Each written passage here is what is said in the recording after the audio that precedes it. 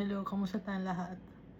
I praise the Almighty Father, the Creator of heaven and earth, our Creator.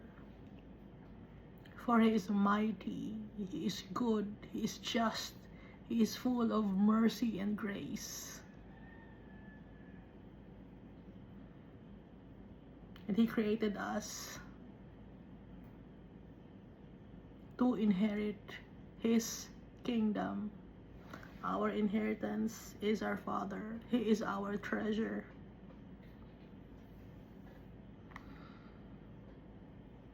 And He sent Jesus Christ to us to open our eyes, to make us realize that we are the apple of the eye of the Almighty Father, that we are important, that we are precious in His sight,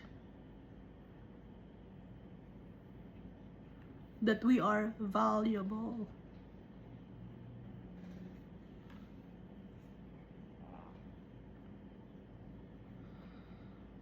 I thank Jesus, my Savior, my Redeemer, the Emmanuel, the Messiah,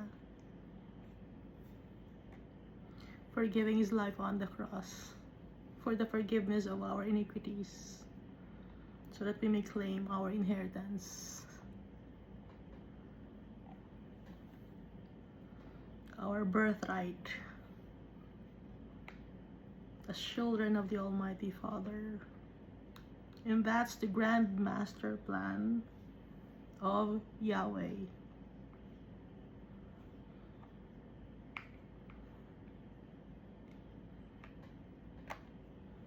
And I thank the Holy Spirit for always helping us in making decisions, for always guiding us, for always reminding us of the teachings of Jesus Christ, reminding us of the commandments of our Father, His ordinances, His statutes, reminding us to love the Lord our God with our whole being, mind, body, and soul, and spirit, and strength. And to love also our brethren.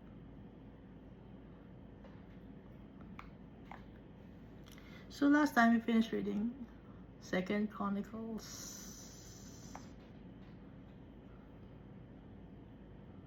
So ngayon, we will read the book of Genesis,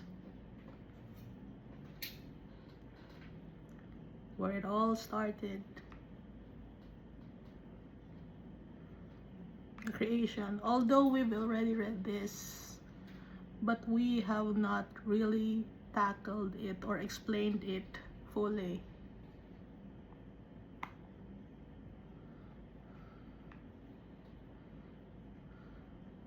So Genesis chapter 1, it's how the Almighty God, our Creator,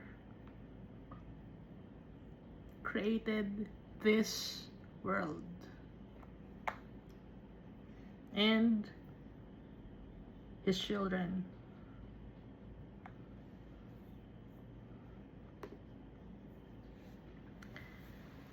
Sa heaven, no? Sa heaven, nung time na when God created this world,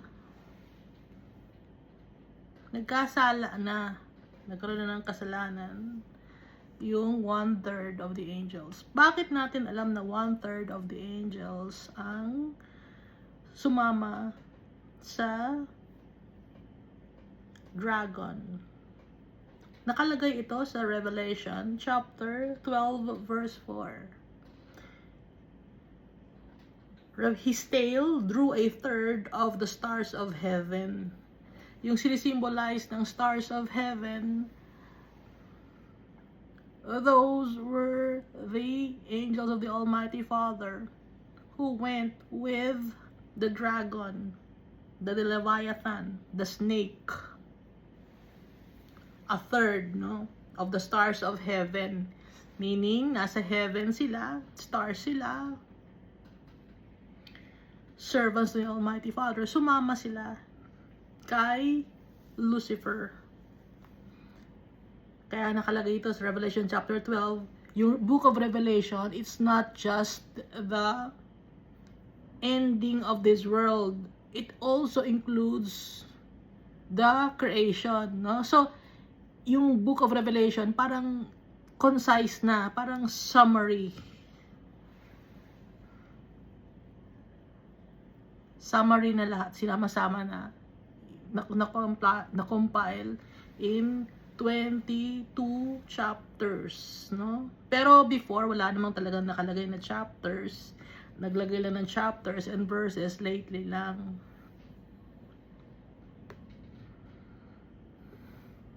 Ngayon, sa Zechariah chapter 13 verse 9 naman, nakalagay, a third naman ang makakapag-experience ng pass through the fire. Ano ibig sabihin nun, mga anak ni Almighty Father? A third. So, ilan ang nawala sa mga angels in heaven? A third, no? A third of the stars of heaven, mga angels to, nawala. And then sa book of Zechariah, chapter 13 verse 9, I will bring the 1/3 through the fire, will refine them as silver is refined, and test them as gold is tested. They will call on my name, and I will answer them. I will say, this is my people, and each one will say, the Lord is my God. So yung a third of the total population of this world, they will pass the test. Only a third. Bakit a third? Kasi a third of the stars of heaven ang sumama kay Lucifer. So, may mga kapalit. So, sino yung mga kapalit? Tayo ang kapalit, a third of mankind. Kasama na syempre yung mga tao in the Old Testament, yung mga nabanggit, no? Kasama na sila sa a third. Ngayon, hindi pa kumpleto yung a third na yun. Kaya nandito pa tayo sa mundo. Baka isa ka sa iniintay na makasama sa a third that will pass through the fire. Naantay ka ni Almighty Father to go back to Him.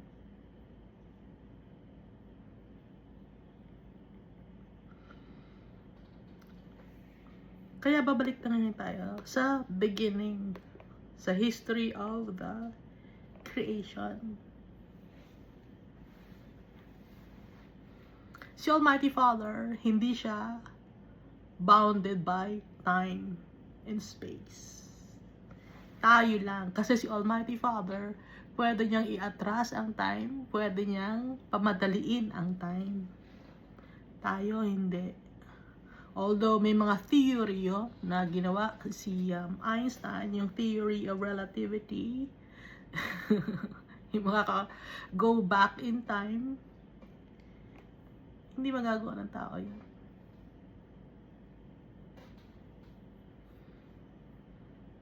Si Almighty Father lang. Kaya kung may mga bagay tayo na nagawa, anong gagawin natin? May mga tao nagsasabi, kung maibabalik lang sana, iba na sana ang ginawa ko. Pero, may chance pa tayo. We still have chance. Right now. Ngayon na, may chance tayo. Let's obey our Father. It's not too late. Although, yung mga bagay na nagawa natin, there were repercussions, no? May mga results yun na pangit. But, in the end, it's all for the glory of the Almighty Father.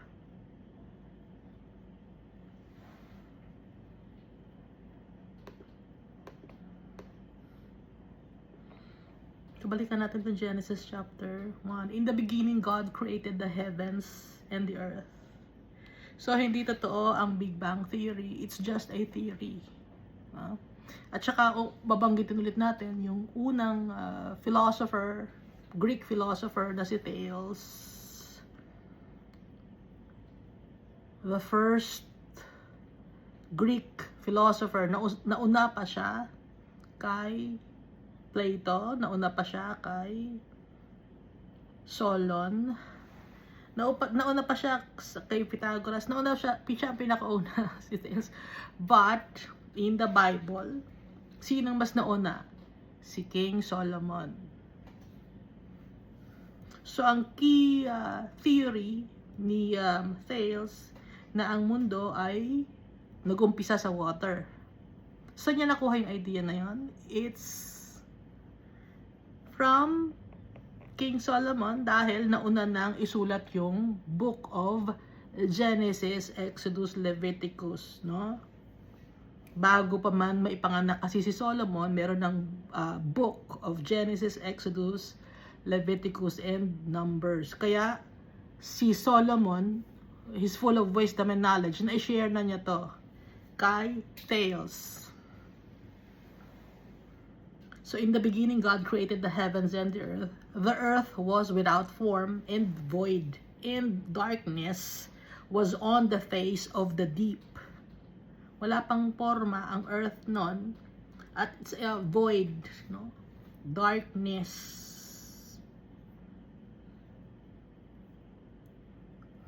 Was on the face of the deep, and the Spirit of God was hovering over the face of the waters. So, anong meron? Water. Ngayon, sa Book of Revelation, wala nang water. Kasi, water, importante. Dahil kung walang water, walang tutubo na halaman, walang makakain ang animals, walang maiinom ang mga tao. So, inuna muna ni Almighty Father yung pinaka importante, kasi sa Book of Revelation wala nang water. Bakit? Ang living water natin, kasama na natin si Jesus Christ. He's the living water, at hindi natin kailangan pang kumain. Kaya sa Book of Revelation, yung New Jerusalem, iba na ang earth, wala nang water. So nakikita natin, Iska, Book of Genesis, first book of the Bible. And then, pupunta tayo sa last book of the Bible. Dahil, kahit gaano kalaki ang time o ng gap ng time, konektado ang Genesis at ang Book of Revelation. Kahit gaano kalaki ang gap ng time.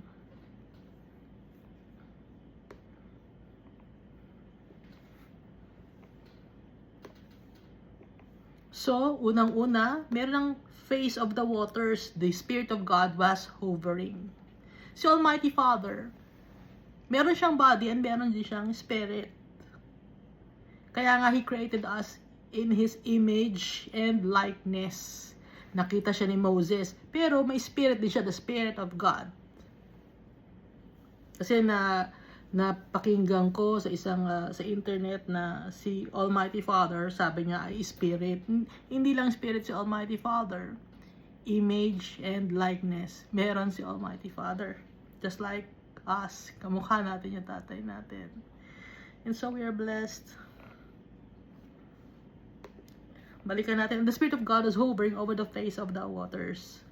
Then God said, "Let there be light." Wala pang ilaw nun. And there was light. And God saw the light that it was good.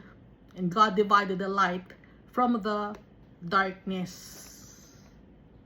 Nagkaroon ng ilaw. At nakita niyang maganda yun ni Almighty Father. Inihiwalay niya yung ilaw sa dilim.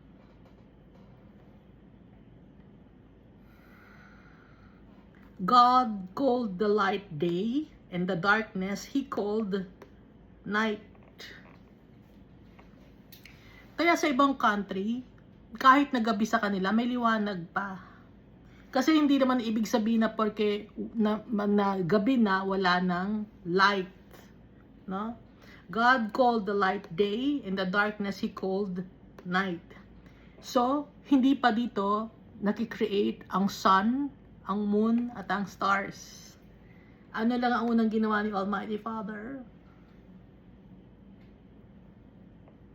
He divided the light from the darkness. Gumawa siya ng day and night. So the evening and the morning were the first day. Yun ang unang gawa niya, unang araw.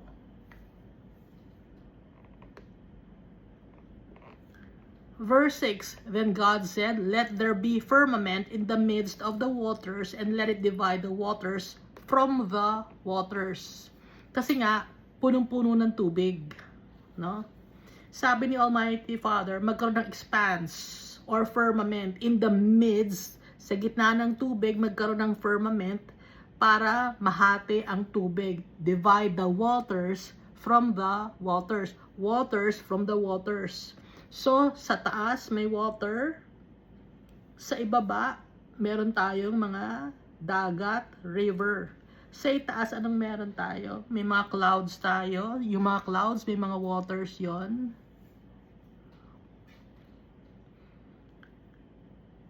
At may firmament.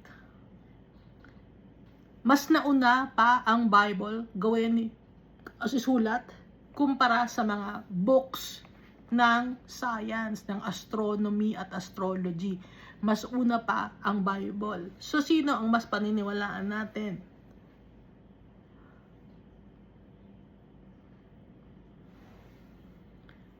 Binabalik ko kay Copernicus. Si Copernicus kasi mahilig siya sa pera. Gumawa siya ng sarili niyang imbento.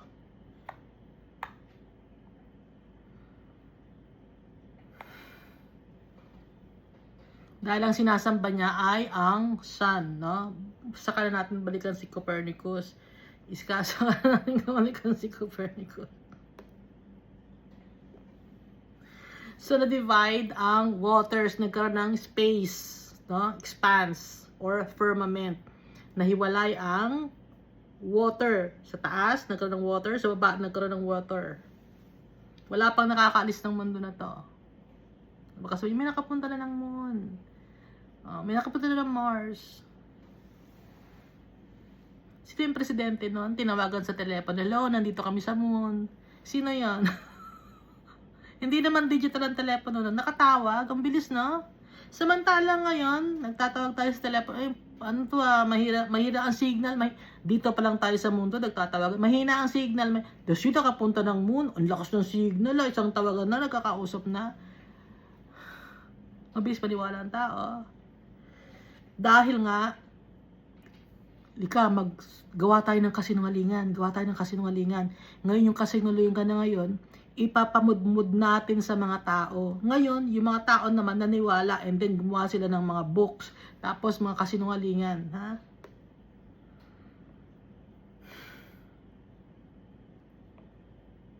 Yung mga tao na yun hindi naniniwala kay Almighty Father.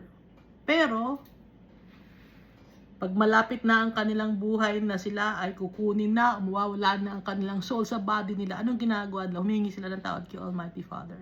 So, umpisa hindi sila naniniwala kasi malakas sila eh. Pero pag mamamatay na sila, naghihingi na sila ng tawad kay Almighty Father.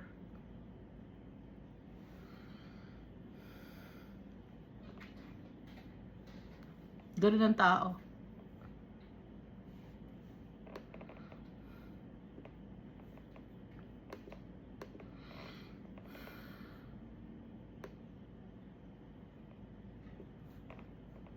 Balik tayo na verse 7. Thus God made the firmament and divided the waters which were under the firmament from the waters which were above the firmament. And it was so. So may water above the firmament at may water under the firmament.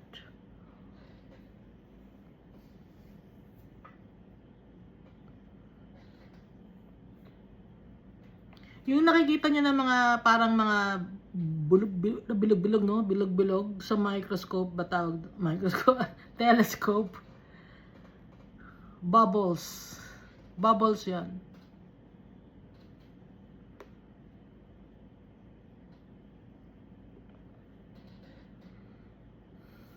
At saka sinasabi, 'di ba, magkakaubusan na tayo ng tubig. Ano na mangyayari sa punong-puno ng tubig ang mundo? Sino nagsasabi na mauubusan ng tubig? Puro kasinungalingan ang pinapakalat ng mga tao. Maubusan tayo ng tubig. Ang daming baha, di ba? Maubusan ba tayo ng tubig? Hindi. Bakit lang ang tubig natin ay madumi? Kasi swapang ang tao, ayaw nilang linisin, no? Gusto nilang kumita sila ng pera. Yung isang bottle na mineral water na galing pa sa Alps, hina-harvest yon, protected nila yung mountain na yon, may spring of water doon. Mahal ang benta nun. Ganun ang ginagawang business. Kaya nga galit si Almighty Father na dapat sana ay libre. Ginagawang business ng mga tao. Ngayon dapat nating tubig na iniinom ngayon, dapat yung government ang naglalagay ng chlorine, yun dun sa bago dumating sa atin. Pero anong ginagawa nila? Hinahayaan nilang maging madumi. Bakit? Business yon. Kumikitang kabuhayan. Dati naman libre naman, di ba? Kailan ba yung libre pa? Mga 1900s, libre pa ang tubig nun. Hindi ko nga ma-imagine. But, nung time ay meron akong ginawang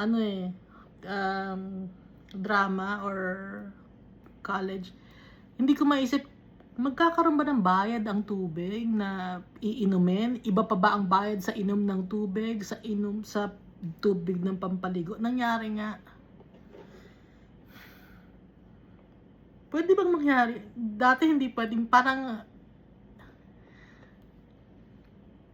incredulous, di ba? Na parang hindi mangyayari yun na galing sa gripo, babayaran pa. So ngayon, ang ginagawa natin, bumibili pa tayo ng tubig.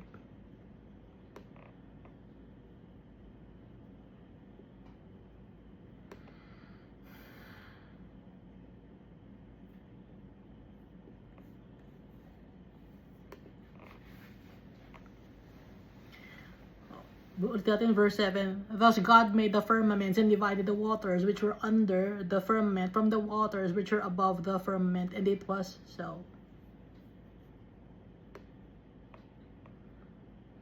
At saka may country nga pala, no, na pag mag-iipon ka ng rainwater, bawal sa kanila yon.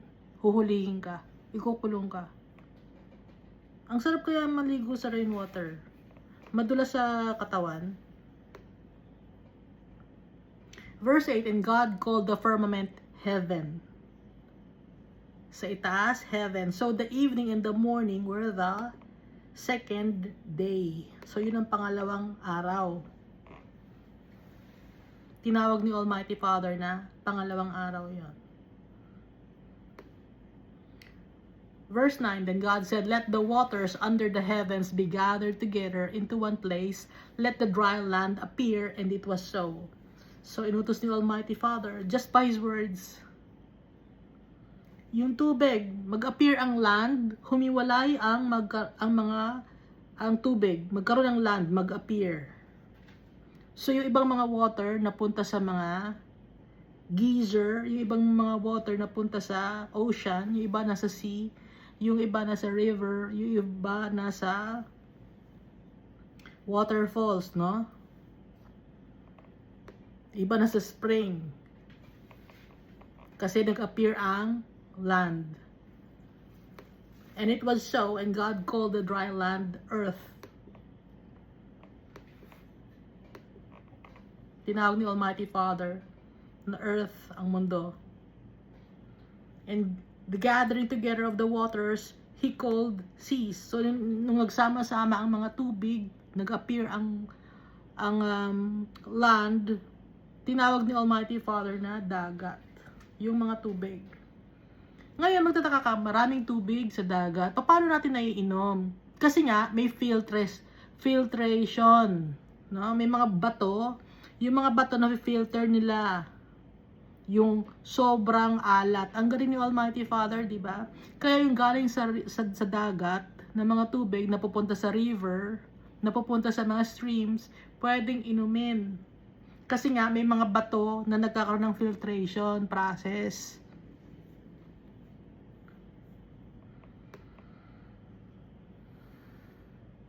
Kaya nga, may mga isda na from the sea, pwede silang magpunta sa river, no? Parang mga salmon, no? Fish na salmon.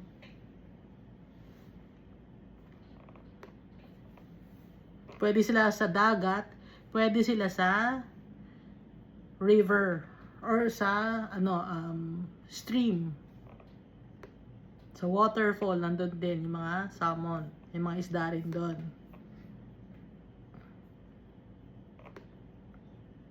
And God saw that it was good.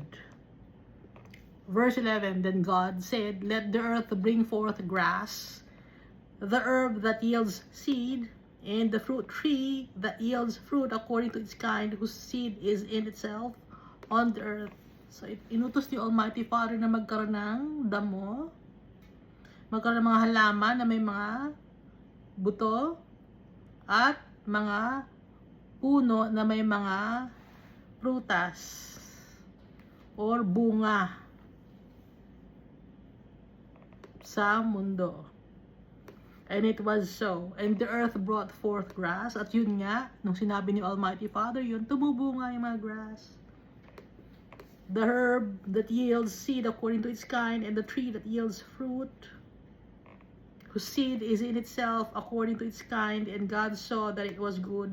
So the evening and morning were the third day.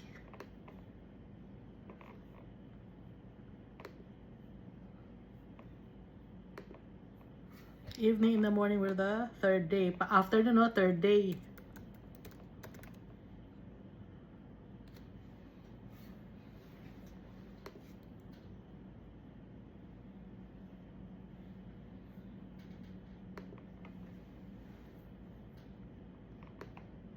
Verse 14. Then God said, let there be lights in the firmament of the heavens to divide the day from the night, and let them be for signs and seasons, and for days and years. And let them be for lights in the firmament of the heavens to give light on the earth. And it was so. So, nito pa lang nagkaroon ng sun sa ika-4th day.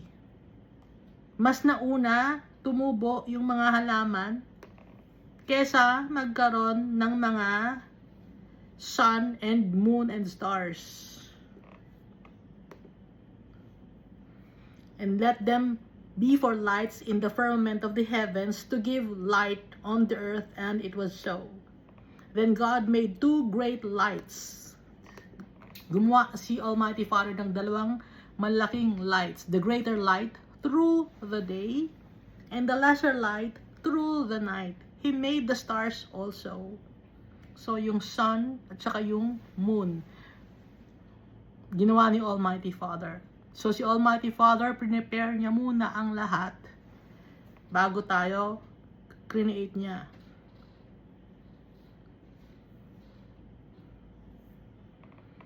So, ito, ginawa ni Almighty Father, may process, may procedure na ginawa si Almighty Father. May dahilan kung yung pagkakasunod-sunod ng paggawa ni Almighty Father ng mundo.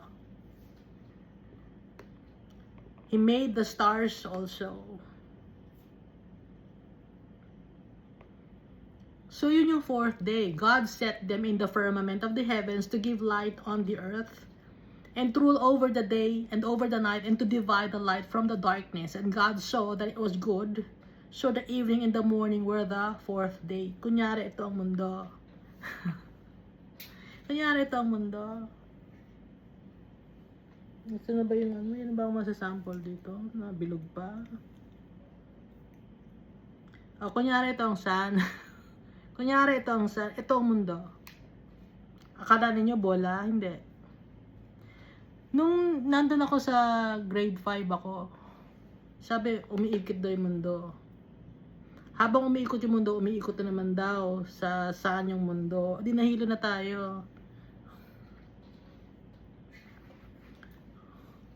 Ang umiikot, yung sun, tsaka yung moon. Yung stars, nakastay put lang siya. Kaya kung titignan nyo yung stars, andun lang yung 3 kings eh, no? Hindi na iba yung hindi naiiba yung pwesto ng mga stars. Kasi kung umiikot ang mundo, hindi dapat naiiba ang pwesto ng mga stars, di ba? Naisip niyo yun? Kasi kung hanapin ko andun pa rin yung Three Kings, hindi naman naiba yung Three Kings, yun pa rin. Kasi kung umiikot ang mundo, dapat naiba yung forma ng Three Kings. Ha? Dapat nagiging triangle sila minsan, or mamaya nandun sila sa north, pag titingnan ko, yun pa rin yung Three Kings, andun pa rin. Pero yung sun, andyan yung sun, ito yung mundo, ito yung sun, umiikot ng ganyan, yung sun. So pag nandito yung sun, dito ay madilim. Ha? Andito yung moon. Ha? Pero sometimes nagkakasalubong yung sun at saka ang moon, yun ay yung eclipse. Nagkakasalubong sila. So ito yung sun. Ganon ang ikot ng sun. Kaya nga dito sa gitna, dito sa gitna, dito sa gitna, puro Antarctica ba yung gitna? Antarctica. At saka yung gilid ay Arctic and Antarctica. No? Kaya nga dito puro yelo sa gitna, dito puro yelo din kasi yung pag-ikot ng sun pag ganon. Ha? Tapos yung moon, ganon din, ikot din ng moon pag ganon din. Kaya dito may yelo sa gitna, dito rin puro yelo kasi nga hindi na masyadong naabot ng sun. Dahil yung sun andito, dito lang tumatama karamihan. Ha? Ganun kasi, ganun o, ganun, ha?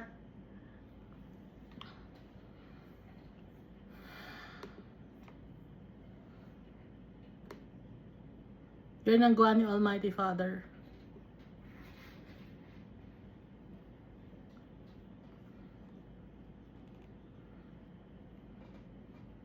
Minsan nagkakasalubong, ha, yung sun tsaka yung moon. Pero yung mga stars, nandyan lang yan, stay put lang yan. Kunyari, ito lang yung stars. Yan, yung Three Kings.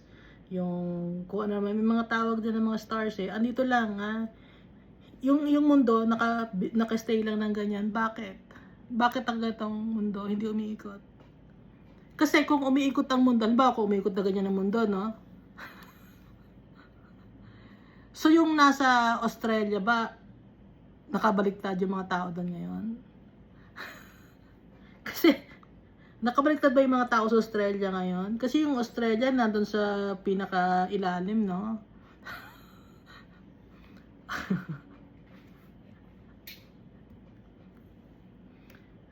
Yun naman ngayon ang gagawin nila na may theory of gravity. Ha? Theory lang yon, hindi yon law. Theory lang yon.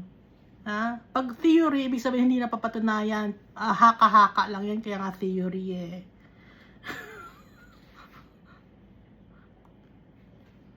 Puro mga theory lang. Yun ang dinadahilan ng mga naniniwala sa heliocentrism. Dalawang kasing klase, geocentrism at heliocentrism. Sa atin, umiikot ang mundo ni Almighty Father. We are the apple of His eye. Kaya sa atin siya naka-focus. Hindi sa sun, kasi yung itinuturo ng mundo na to, na heliocentrism, dahil yung mga taong naniniwala na umiikot ang mundo sa sun, yun ay sinasamba nila yung sun. Sun God Ra, na nag-originate pa sa Egypt.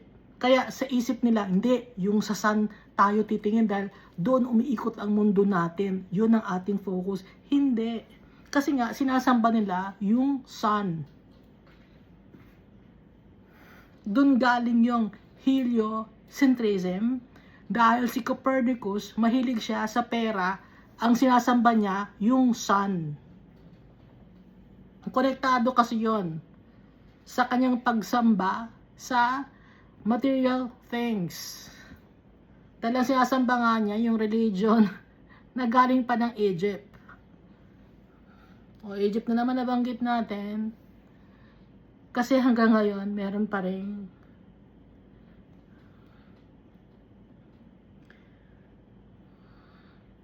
meron pa ring hold or influence ang wickedness sa mundo natin. Kaya nga 'di ba yung isang country na powerful country, anong meron sa pera nila? Merong pyramid, 'di ba? Bakit may pyramid? Kay Almighty Father ba 'yon? Hindi. Sinisimbolize nun Egypt. Worshipping sun god Ra.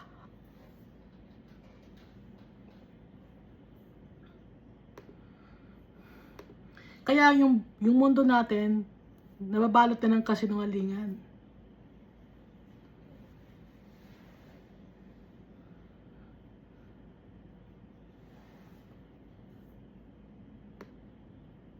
Balik tayo, no? God set them in the firmament of the heavens to give light on the earth, and to rule over the day and over the night, and to divide the light from the darkness. And God saw that it was good, so the evening and the morning were the fourth day.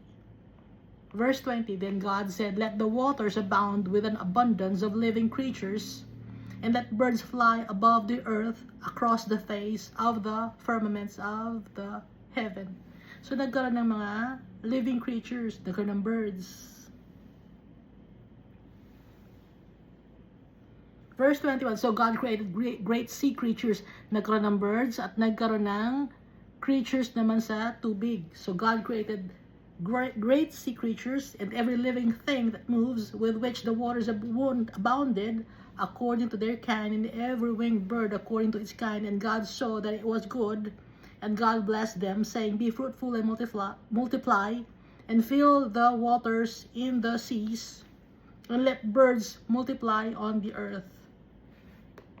So naunang i-create ni Almighty Father ang birds at saka yung fish. Yon ay ang 5th day, no? Una muna yung mga fruits, vegetation. Tapos anong ginawa ni Almighty Father? Nagkaroon ng sun and moon. Tapos nagkaroon naman ng ibon at ibon tsaka isda. Yun ang 5th day. Verse 24, then God said, let the earth bring forth the living creature. Ito na yung ika-6th day. Sa land, living creature. Then God said, let the earth bring forth the living creature. So mas huli na ginawa ang mga animals dito sa lupa na naglalakad, kumpara sa mga lumilipad at lumalangoy. Then God said, let the earth bring forth the living creature according to its kind, cattle and creeping thing and beast of the earth, mga elephant, tiger, lion, katol, beasts of the earth, each according to its kind, and it was so.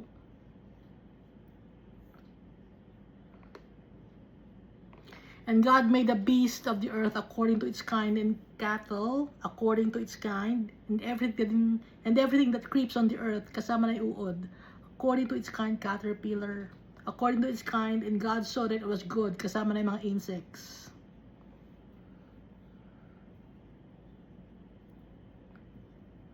Mga snakes, mga pelican, ano pa ba yung mga bear,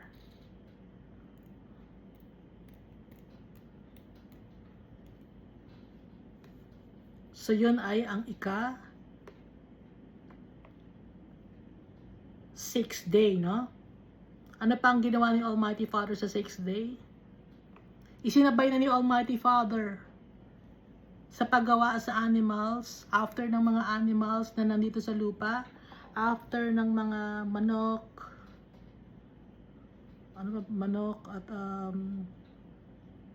mga sheep, after nun, then God said, let us make man in our image. Let us make man in our image. Sino ang kausap ni Almighty Father? Si Jesus Christ. At ang iba pang mga heavenly hosts. Mga angels, kamukha natin. Ang angels, walang wings ang mga angels. Ang may wings, yung 4 living creatures, yung seraphim, cherubim, sila ang may mga wings. Ang mga angel, walang wings, hindi na kailangan. Si Jesus Christ, wala siyang wings, hindi kailangan ni Jesus Christ. Kasi pinapakita sa mga movies, no? Pag darating si Jesus Christ, may wings, hindi kailangan ni Jesus Christ ng wings. He's powerful.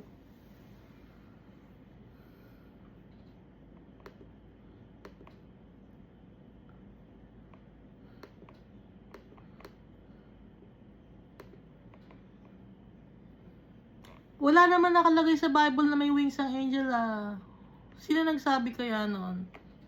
Kasi akala kasi na yung seraphim, cherubim, yun ay angel. Hindi yun angel. 4 living creatures.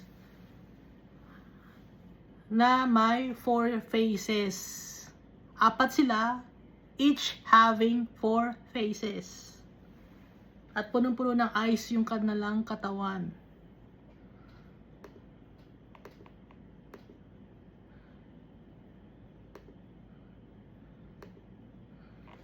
Then God said, let us make man in our image. Tayo lang ang ginawa ni Almighty Father na kamukha niya. According to our likeness. Kung ano tayo, ganun ang gawin natin sa mga tao. We are so blessed. Kamukha lang yung tatay natin. Ibig sabihin, special tayo sa Kanya. Mahal niya tayo. We've been set apart from other creations.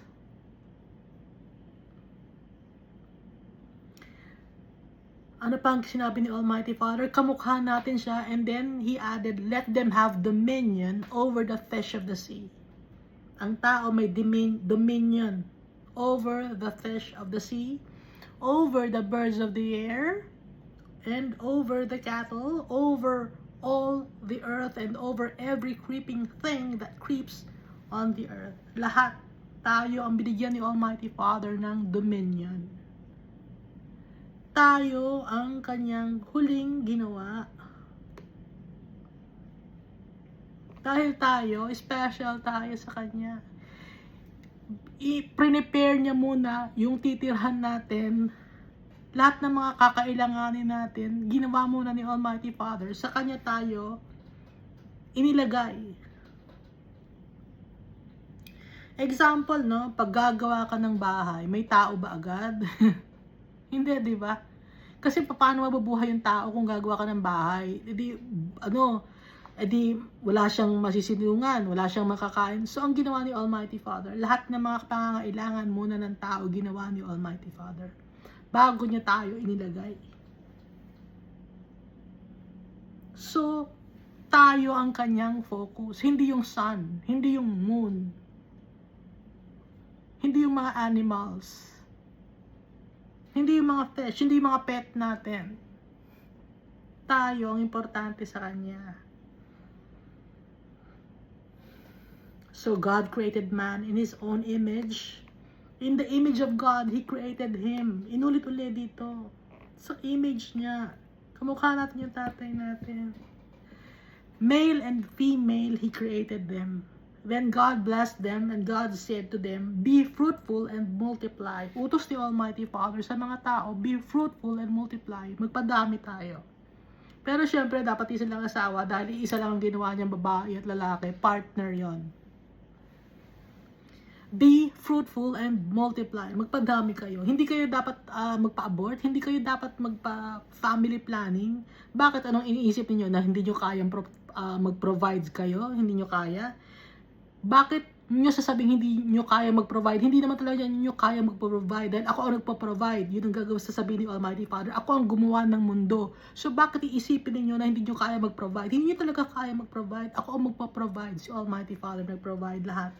Kahit na yung mga pagkain natin, kahit na yung sun, kahit na yung moon, stars, yung water, mga animals na dapat nakakainin natin, mga fruits, si Almighty Father nagpo-provide ng lahat. Kaya, ba't kayo maniniwala sa family planning? sa responsible parenthood. Ginaganda nyo lang ang pangalan, ano? Pinapaganda lang ng taong pangalan, pero in the end, it's abomination in the eyes of the Almighty Father.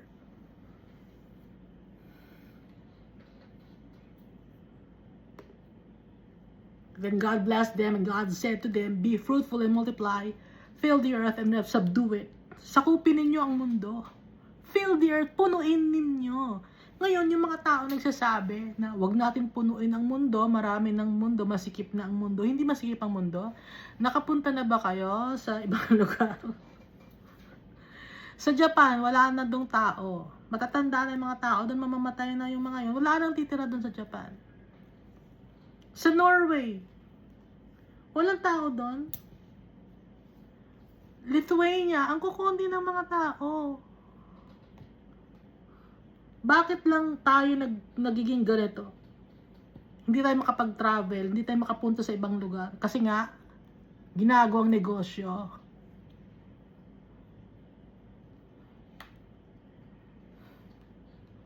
Kinokontrol tayo. Sino nagko-control sa atin? Principalities of this world. Hindi naman tao eh. Yung mga may mga principalities na lumulukob sa tao. Kaya sila greedy, kaya sila selfish, kaya mahal ang mag-travel papunta sa kung saang lugar. Dahil nga, ang tao, greedy. Pero sabi ni Almighty Father, fill the earth and subdue it. Sakupin ninyo ang mundo. Punuin ninyo ang mundo. Sa Australia, ang lawak kaya ng kanilang lupa doon. Hindi naman puno yung Australia. Sa gilid lang sila nakatira. Nakita niyo na ba yung mapa ng Australia? Kung check niyo yung mapa ng Australia, sa gilid lang sila nakatira ng Australia. Yung gitna ng Australia, ang luwang-luwang pa doon. Pwede yung mga 10 Pilipinas ipasok doon sa loob ng Australia. Pwede.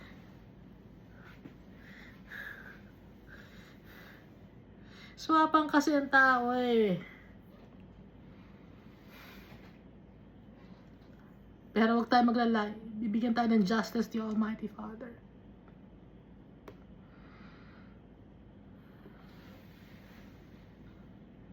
Sabi ni Almighty Father, be fruitful and multiply. Fill the earth and subdue it. Have dominion over the fish of the sea, over the birds of the air, and over every living thing that moves on the earth. Kayo, binigay ko sa inyo lahat yan. Lahat yan ibinigay ko sa inyo. Sakupin ninyo lahat. Binigay ko yung isang country, isang swapang niya yung panda. Kung may makita man kayong panda, kung saan man kayong country, yung panda na yon, pagmamayari lang ng isang country yon. Ngayon, pag inirerenta yon. Ngayon, pag tapos na yung kontrata, rerentahan yung panda, 10 years or 5 years. Pag tapos na yung kontrata, ibabalik na yung panda sa country nila. Another contract na naman para kumita. Swapang ang mundo.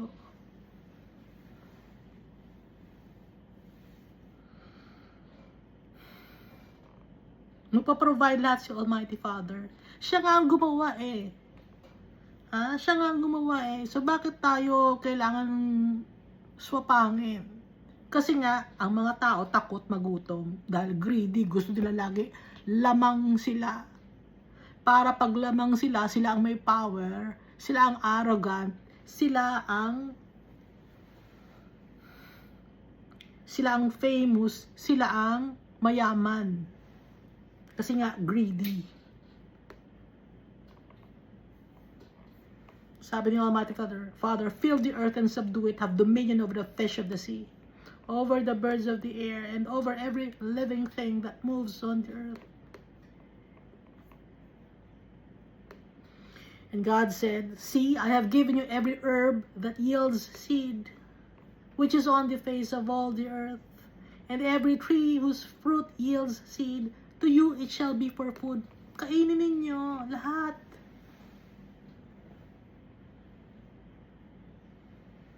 Para sa inyo lahat yan. Provided ko lahat yan. Subdue it. fill the earth with people. Sabi niyo mapupuno yung mundo ng mga tao.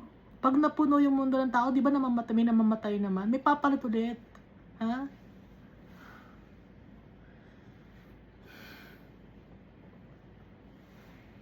Verse 30, also to every beast of the earth, and to every bird of the air, and to everything that creeps on the earth, in which there is life, I have given every green herb for food, and it was so.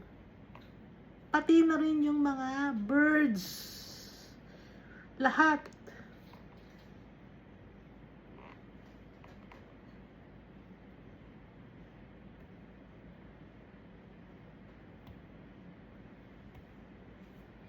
Verse 31, then God saw everything that he had made, and indeed it was very good. So the evening and the morning were the sixth day. Ngayon, lalaliman natin ang meaning. May mas malalim na meaning ito. Itong process, the Almighty Father, on how He created this world. So 6 days, no? Create the Almighty Father ang mundo. Ano yung first day? Yung first day, let there be light. Nagkaroon ng day and night. So that's the first day. Let there be light. Nagkaroon ng day and night.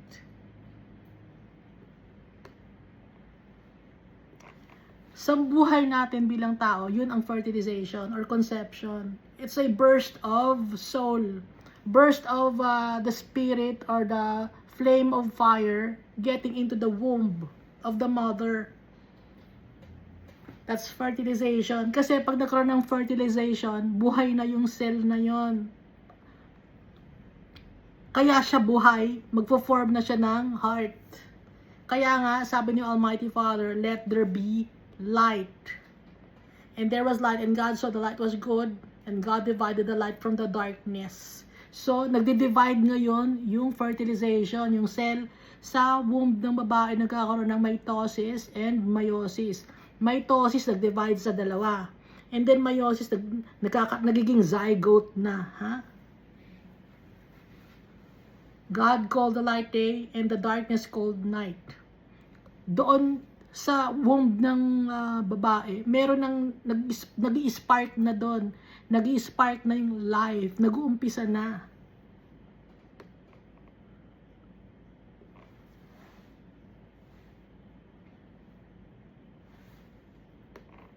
Ngayon, sa second day, let there be firmaments in the waters, and let it divide the waters from the waters. Firmament, tubig. Ha? Tubig. Maghihiwalay ngayon yung tubig. Sa second day. So, yung second day, sa buhay natin, yung baby nasa womb ng nanay. Nasa water, no? May yung womb ng nanay, may amniotic fluid yon. Nakahiwalay, naka-float yung baby sa amniotic fluid. Madilim pa nun.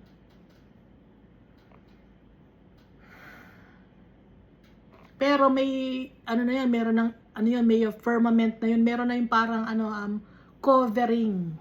Ha? Ngayon, sa third day, anong ginawa ni Almighty Father? Let the dry land appear, at saka fruits and grass. Nag-appear na, napanganak na yung tao on the third day. Born in this world, life has emerged. Nandito na yung tao, pinanganak na sa mundo, tayo.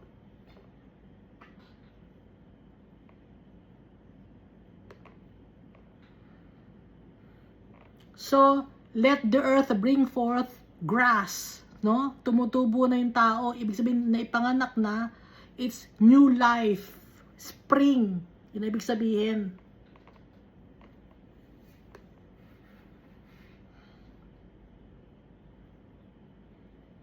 Nagkakaroon na ng seeds or bunga Nagkakaroon na siya, nakakagain na siya ng knowledge. So that's the third day. Fourth day, ano naman ang mangyayari? Yung fourth day naman, nagkakaroon ng God made greater light to rule the day and lesser light to rule the night. So, sun and moon for light and darkness. So, that's the fourth day. So, yung fourth day ng buhay natin, knowing good and bad.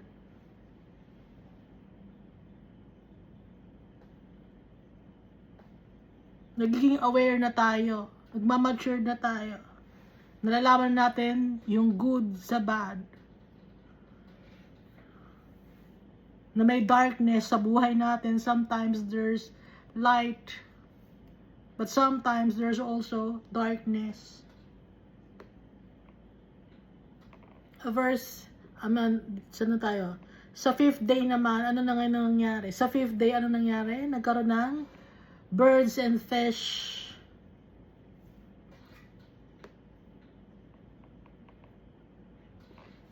May mga sea creatures na, mga animals. Sea creatures lumilipad at saka sa ilalim ng dagat, mga isda.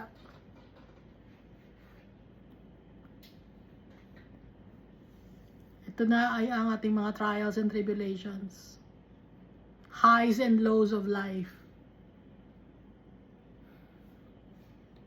May mga tao tayong nami-meet na nakaka-inspire sa atin at may mga tao rin tayong mamimit na ilulugmok tayo sa darkness.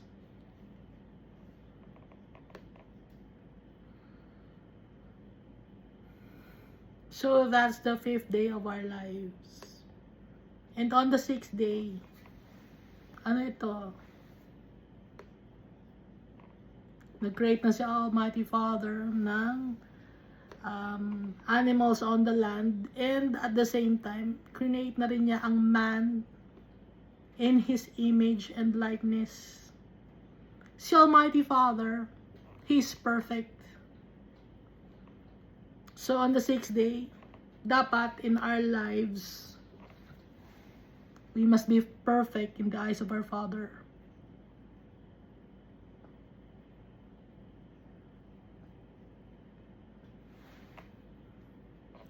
Live a life that is pleasing in His sight. Yun ang dapat meron tayo. Yun ang process ng buhay, ng history ng creation. Yun din ang process ng buhay natin dito sa mundo. Naiintindihan ba natin? Hindi, nakakaintindi sa akin.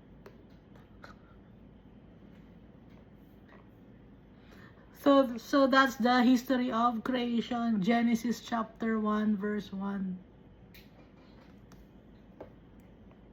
Trabaho ang ginawa ni Almighty Father.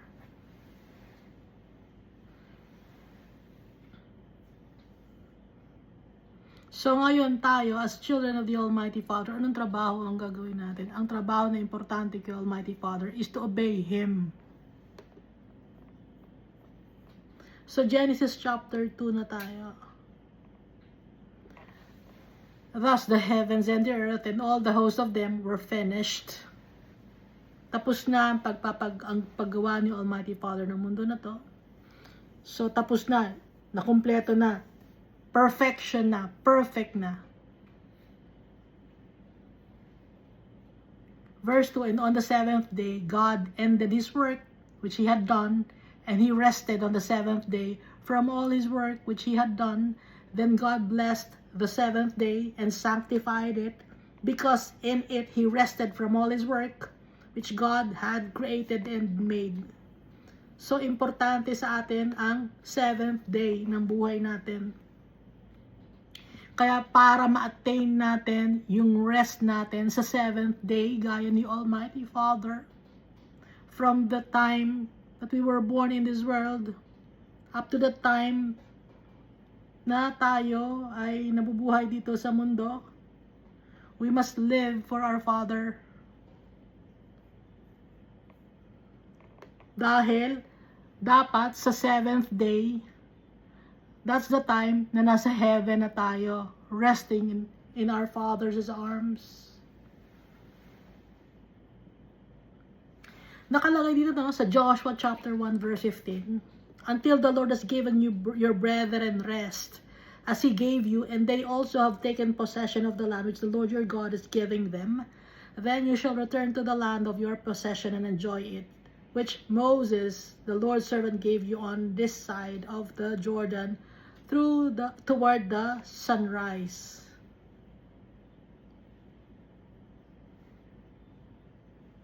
Dito naman sa Daniel chapter 12 verse 13, but you, sabi ni Almighty Father kay Daniel, go your way till the end. Mamuhay ka ng maayos, ng payapa, hanggang sa huling yugto ng buhay mo. For you shall rest, dahil after mo na mabuhay dito sa mundo, pleasing in the eyes of the Almighty Father, on the 7th day, you will rest. Ibig sabihin ni Almighty Father, that's the 7th day, pag-uwi natin sa Kanya. But you go your way till the end, for you shall rest and will arise to your inheritance at the end of the days. So si Daniel, maraming tao pa nag-iintay, gaya ni Abraham, Isaac, Jacob, si Noah, and other faithful people in the Old Covenant, pati na rin yung mga nasa New Covenant na faithful people to the Almighty Father. They will arise to the inheritance at the end of the days. So, hindi pa nakukuha ang inheritance ni Daniel up to now. Matagal na si Daniel kay Almighty Father. Pero walang time kasi sa heaven, ano? Hindi pa niya nakukuha ang kanyang inheritance. Bakit? Iniintay tayo. Iniintay tayo. Sabay-sabay sa atin ibibigay ang inheritance. Will arise to your inheritance at the end of the days.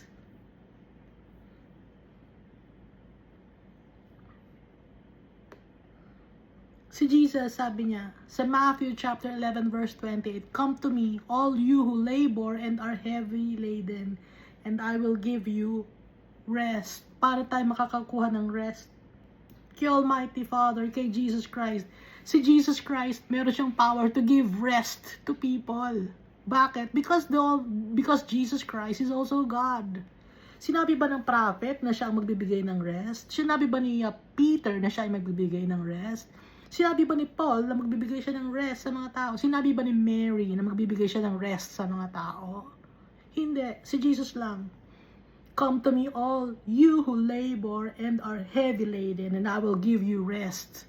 Meaning, si Jesus, He is also God like the Almighty Father. Ilabas niyo sa akin yung mga tao na nagsasabi na hindi God si Jesus. Kasi nungalingan ang tinuturo ng mga tao na sinasabing hindi God si Jesus. Ang daming proof sa Bible. Magbibigay ng rest si Jesus because He is also God like the Almighty Father. So, rest muna, no? Nakikita natin, rest. Ibig sabihin, hindi pa nakukuha yung inheritance. Rest muna. Rest ka muna dyan. Antay muna.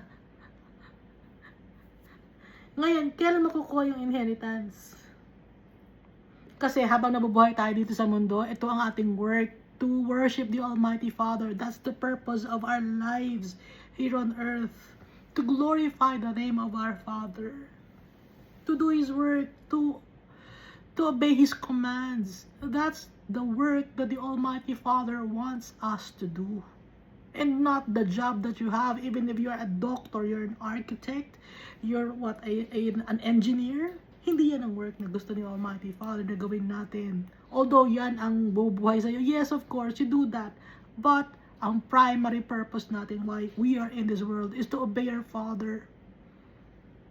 So that we may get our rest at the 7th day of our lives. So, kahit pa sabihin mo na Sunday or Saturday, yun ang rest day, whatever it is,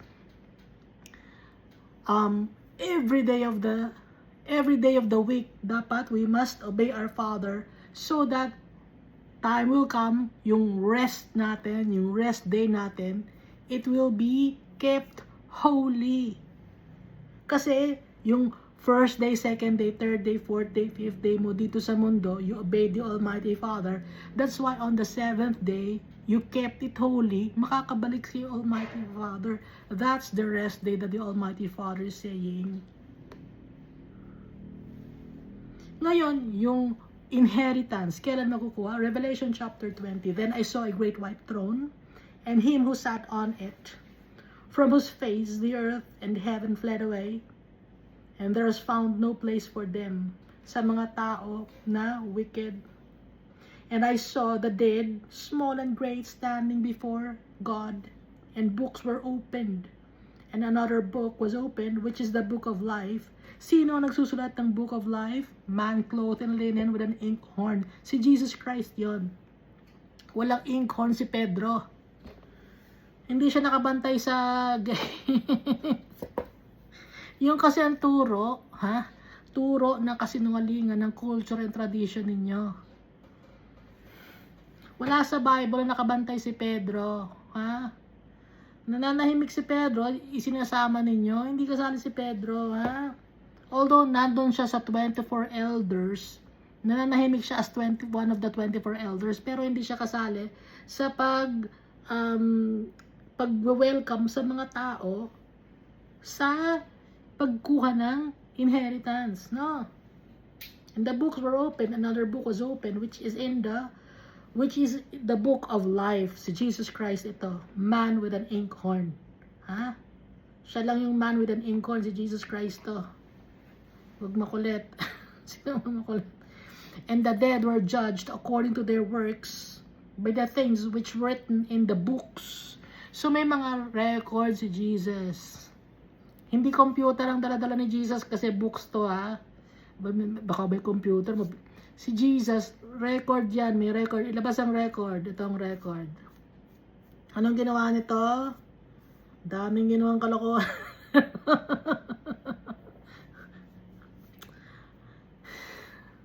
Si Iska, noon daming kasalanan ni Iska. Nangopya ng bata, nanuntok. Nanuntok ng kaklase, tumugo yung bibig ng kaklase. Nagkikipag-away sa kalye, ang daming kasalanan nitong si Iska. Tapos i-check ni Jesus Christ yung Book of Life. Nandito si Iska sa Book of Life kasi si Jesus Christ nasa heart niya. And the dead were judged according to their works. Anong works tong sinasabi nito? Ito ba ang works na to ay tungkol sa trabaho nyo? Kung anong occupation nyo, na maganda ang trabaho ninyo, na kayo ay isang banker, kayo ng works na pinagmamalaki ninyo, na matalino kayo. Hindi yun ang works na sinasabi dito. Kung ano ang works, kung naging obedient ka ba kay Almighty Father o hindi. Yun ang nato na works dito.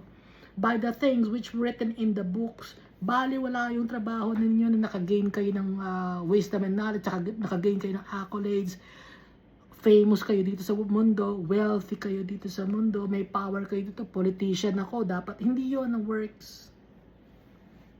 Ang works ay sinunod ba natin? Si Jesus Christ, tsaka si Almighty Father. The sea gave up the dead who were in it, in death, and Hades delivered up the dead who were in them. Ano ibig sabihin nito? Iniluwak, gave up the dead. Iniluwak ng impyerno. Yung mga nandun, pinakita. Ito mga nasa impyerno. Ito. Kasi lahat tayo haharap. So yung mga nasa impyerno nag-rest din sila. Inaantay nila yung mga verdict sa kanila. Although talo na sila sa kaso, no? Nasa impyerno na sila, wala doon.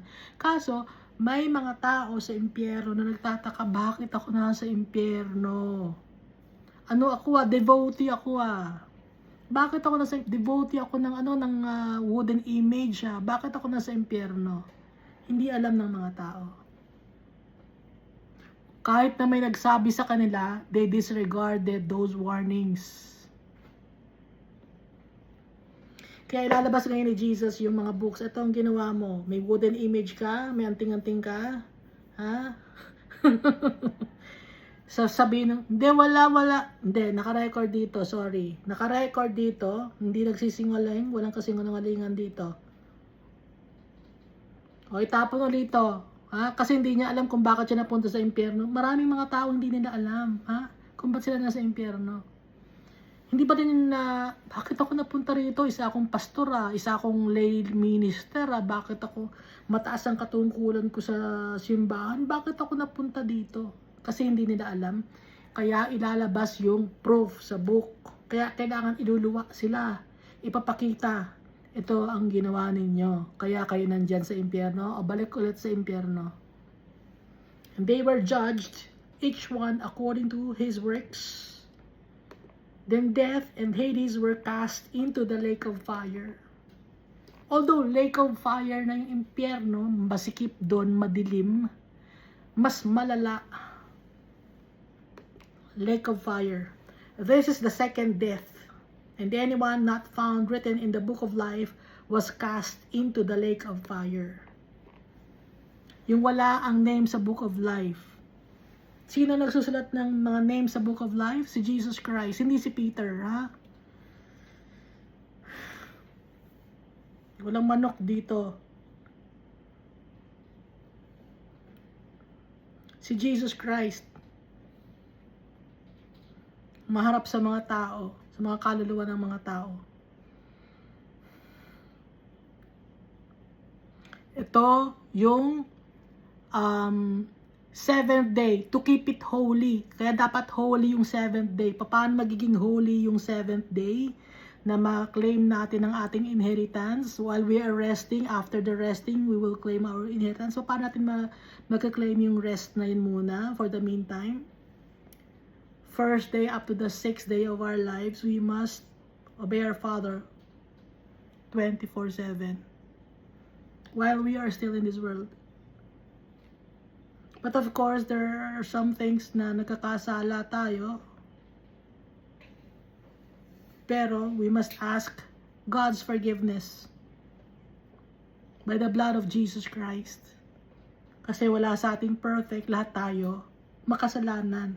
Lahat tayo kailangan natin si Jesus Christ, yung kanyang precious blood, para makuha natin ang ating rest. And after some time, darating yung Great White Throne Judgment, dun natin makukuha ang ating inheritance, ang ating birthright as children of the Almighty Father. So pag nasa rest na tayo kay Almighty Father, safe na tayo doon. Nagpapahinga na tayo. Iniintay na lang natin ang ating mga brethren. The Almighty Father is faithful and true, and so is Jesus Christ. Our Father will fulfill His promises to His children, to those who trust Jesus Christ. Thank you, and God loves us all so much.